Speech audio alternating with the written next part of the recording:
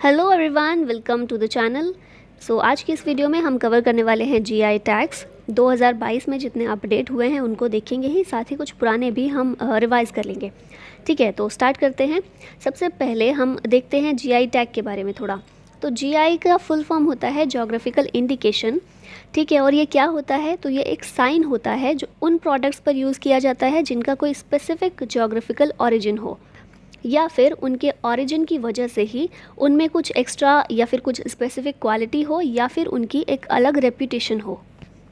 ठीक है, तो ऐसे ही प्रोडक्ट्स जिनकी स्पेसिफिक जोग्राफिकल ओरिजिन हो उनके लिए एक साइन यूज़ किया जाता है, उनको एक स्पेसिफिक दर्जा देने के लिए, और उसी साइन को कहा जाता है जीआई टैग या फिर जोग्राफिकल इंडिकेशन टैग। अब आगे बात करें तो जोग्राफिकल इंडिकेशन जो होते हैं ये पार्ट होते हैं इंटेलेक्चुअल प्रॉपर्टी राइट्स के। ठीक है, आईपीआर के अंतर्गत ये आते हैं। और कौन सा कन्वेंशन था? तो वर्ल्ड लेवल पर एक कन्वेंशन हुआ था, पेरिस कन्वेंशन, उसी के अंतर्गत ये आते हैं, जो कि बात करता है प्रोटेक्शन ऑफ इंडस्ट्रियल प्रॉपर्टी की।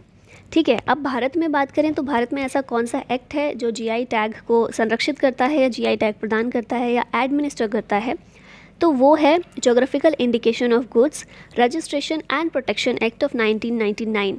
ठीक है, तो जीआई एक्ट ऑफ 1999 याद रखिएगा, भारत में ये एक्ट है जिसके तहत एडमिनिस्टर किया जाता है जीआई रजिस्ट्रेशन को। अब जीआई टैग की बात करें तो कितने समय के लिए वैलिड होता है? तो ये 10 सालों के लिए वैलिड होता है और इसको आगे भी रिन्यू किया जा सकता है। ठीक है, अब एक चीज़ इंपॉर्टेंट याद रखिएगा, कर्नाटका जो है उसके पास सबसे ज़्यादा जोग्राफिकल इंडिकेशन टैग हैं। ठीक है, कितने हैं? 48 जीआई टैग प्रोडक्ट्स को मिले हुए हैं, 48 प्रोडक्ट्स को मिले हुए हैं कर्नाटका में। और सेकंड नंबर पर है तमिलनाडु जिसके पास 39 जीआई टैग्स हैं। ये सभी इन्फॉर्मेशन बहुत इंपॉर्टेंट है, तो सब याद रखना है आपको।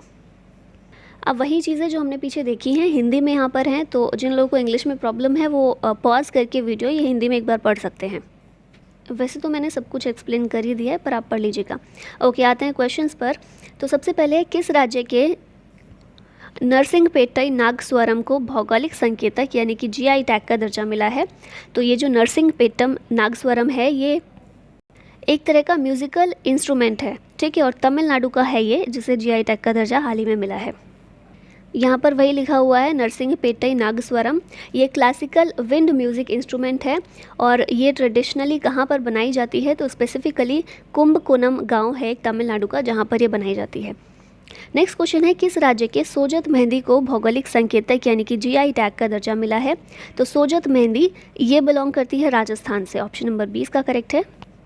नेक्स्ट क्वेश्चन है, किस राज्य के हाथी मिर्च और तामेंगलोंग संतरे को भौगोलिक संकेतक का दर्जा मिला है? तो हाथी मिर्च और तामेंगलोंग संतरा ये मणिपुर से बिलोंग करता है, जिसे अभी रिसेंटली ही जीआई टैग दिया गया है।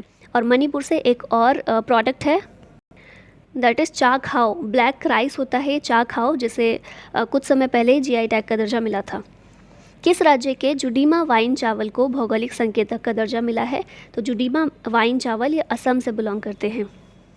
और जुडीमा की बात करें तो एक होममेड राइस वाइन है और बेसिकली असम की दिमासा ट्राइब जो है वो इसको बनाने का काम करती है। किस राज्य के नागा खीरे को भौगोलिक संकेतक का दर्जा मिला है? तो नागा नाम ही से बहुत स्पष्ट है, नागालैंड का है ये नागा खीरा। किस राज्य के जर्दालू आम को जीआई टैग का दर्जा मिला है? तो जर्दालू आम ये है बिहार का, जिसे जीआई टैग दिया गया है। और कुछ और जीआई टैग्स हैं जो बिहार से बिलोंग करते हैं, जैसे कि शाही लीची है, मगही पान, सिलव खाजा, कतरनी चावल और मधुबनी पेंटिंग्स। नेक्स्ट क्वेश्चन है, किस राज्य के गोरखपुर टेराकोटा को भौगोलिक संकेतक का दर्जा मिला है? तो गोरखपुर टेराकोटा ये बिलोंग करता है उत्तर प्रदेश से। जैसे ये भी नाम से स्पष्ट है, गोरखपुर जो जगह है यूपी में है। ठीक है, तो गोरखपुर का टेराकोटा ये यूपी का है। किस राज्य के सोहराई और खोवर कला को भौगोलिक संकेतक का दर्जा मिला है? तो सोहराई खोवर पेंटिंग्स ये झारखंड की हैं। ऑप्शन नंबर ए इसका करेक्ट है। किस राज्य के खोला मिर्च को भौगोलिक संकेतक का दर्जा मिला है? तो खोला चिली ये चिली है गोवा की, जिसे अभी रिसेंटली जीआई टैग दिया गया है। किस राज्य के तंजावुर नेटी और आरू बवुर लकड़ियों की नक्काशी को भौगोलिक संकेतक का दर्जा मिला है? तो तंजावुर नेटी और अरुम्बवुर वुड कार्विंग ये बिलोंग करती है तमिलनाडु से। कुछ और जीआई टैग्स जो तमिलनाडु से बिलोंग करते हैं, कोविलपट्टी कदलाई मिट्टाई, डिंडीगुल लॉग, कदांगी साड़ी, और एक बहुत फेमस हुआ था उस टाइम पर पलामी पंचामृतम। ये एक प्रसाद है जो मुरुगन टेम्पल में दिया जाता है और एक ख़ास तरीके से बनाया जाता है, इसलिए इसको जीआई टैग दिया गया था। तो ये कुछ जीआई टैग्स हैं रिलेटेड टू तमिलनाडु। अगला क्वेश्चन है, किस राज्य के तेजपुर लीची को भौगोलिक संकेतक का दर्जा मिला है? तो तेजपुर लीची ये बिलोंग करती है असम से। और असम के कुछ और जीआई टैग्स देखें तो असम कार्बी एंगलोंग जिंजर, ये अदरक जो है असम की कार्बी एंगलोंग, इसको जीआई टैग मिला था। इसके अलावा बोका चौल, जोहा राइस और चकुआ राइस ऑफ असम, इन सभी प्रोडक्ट्स को जीआई टैग मिला है जो असम से बिलोंग करते हैं। किस राज्य के अल्फांजो आम को भौगोलिक संकेतक का दर्जा मिला है? तो अल्फांजो आम ये बिलोंग करता है महाराष्ट्र से। और महाराष्ट्र की कुछ और चीज़ें हैं जैसे कि महाबलेश्वर स्ट्रॉबेरी, नासिक ग्रेप्स और कोल्हापुर जैगरी। अगला क्वेश्चन है, किस राज्य के कंधमाल हल्दी को भौगोलिक संकेतक का दर्जा मिला है? कंधमाल हल्दी ये बिलोंग करती है ओडिशा से, ठीक है। और रिसेंटली ही ओडिशा का जो रसगुल्ला है उसको भी जीआई टैग प्रदान किया गया था। किस राज्य के तिरूर पान के पत्ते को भौगोलिक संकेतक का दर्जा मिला है? तो तिरूर पान का पत्ता, तिरूर बीटल लीफ, ये केरला से बिलोंग करती है। और केरला की दो और इम्पॉर्टेंट चीज़ें हैं, वयनाड रोबस्टा कॉफ़ी और मरायूर जैगरी, ये दो चीज़ें भी केरल से बिलोंग करती हैं जिन्हें जीआई टैग दिया गया था। किस राज्य के चंदेरी की साड़ी को भौगोलिक संकेतक का दर्जा मिला है? तो चंदेरी साड़ी ये कहाँ की है? मध्य प्रदेश की है। और इसके अलावा एक इम्पॉर्टेंट जीआई टैग था जो बहुत न्यूज़ में था, Jhabua Kadaknath black chicken meet. Kadaknath जो मुर्गा है जो ब्लैक कलर का होता है, उसके मीट को भी जीआई टैग दिया गया था। किस राज्य के क्वीन पाइनएप्पल को भौगोलिक संकेतक का दर्जा मिला है? क्वीन पाइनएप्पल ये बिलोंग करता है त्रिपुरा से, ठीक है। नेक्स्ट क्वेश्चन है, किस राज्य के कोल्हापुरी चप्पल को भौगोलिक संकेतक का दर्जा मिला है?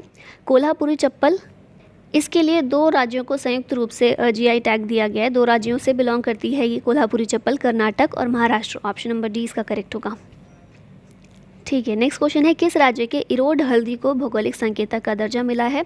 इरोड हल्दी ये है तमिलनाडु की। और इरोड हल्दी के अलावा तमिलनाडु का एक और प्रोडक्ट है तिरुभुवनम सिल्क साड़ी, जिसे भी तमिलनाडु से जीआई टैग दिया गया है। किस राज्य के दार्जिलिंग चाय को भौगोलिक संकेतक का दर्जा मिला है? तो दार्जिलिंग चाय कहाँ की है? ये है वेस्ट बंगाल की। और ये सबसे पहला प्रोडक्ट है जिसे जीआई टैग दिया गया था इन 2004। जो हमने एक्ट देखा था, जीआई एक्ट, जो 1999 में लाया गया था, 2003 में ये इफ़ेक्टिव हुआ था, भारत में इफ़ेक्टिव हुआ था। और इसी के बाद 2004 में पहला प्रोडक्ट जो था जिसे जीआई टैग मिला था वो थी दार्जिलिंग चाय वेस्ट बंगाल की। अगला क्वेश्चन है, किस भारतीय राज्य में जीआई टैग वाले उत्पादों की संख्या सबसे अधिक है? तो ये हमने पहले देखा है, कर्नाटक ऐसा राज्य है जहाँ पर सबसे अधिक जीआई टैग हैं। और कितने जीआई टैग्स? तो 48 कुल ऐसे प्रोडक्ट्स हैं जिन्हें जीआई टैग मिला है फ्रॉम कर्नाटका। नेक्स्ट क्वेश्चन है, जीआई टैग कितने वर्षों के लिए मान्य होता है? तो ये भी हमने देखा था स्टार्टिंग में 10 वर्षों के लिए मान्य होता है और फिर बाद में इसको रिन्यू भी किया जा सकता है। अब देखिए, ये मैप जो है ना, आप या तो यहाँ पर पॉज करके पढ़ सकते हैं या फिर आपको जो पीडीएफ मिलेगा टेलीग्राम पर, आप वहाँ पर जाकर इसको डाउनलोड करके जूम करके पूरे मैप को अच्छे से देखिएगा, कौन से स्टेट से कितने कितने जीआई टैग हैं और कौन कौन से इम्पॉर्टेंट प्रोडक्ट्स हैं, वो आप ज़रूर एक बार पढ़ लीजिएगा, ठीक है। और यहाँ पर ये लिस्ट भी दी गई है, अप्रैल 2019 से मार्च 2020 के बीच में जितने भी इम्पॉर्टेंट प्रोडक्ट हैं जिनको जीआई टैग दिया गया था वो सभी यहाँ पर मेंशन्ड हैं। तो आप एक बार इनको पढ़ लीजिएगा वीडियो पॉज करके। और इसी के साथ हमारी आज की वीडियो यहीं समाप्त होती है। आई होप आपको वीडियो पसंद आई हो, और पसंद आई हो तो लाइक और शेयर ज़रूर कीजिएगा। Thank you so much for watching it. जय हिंद।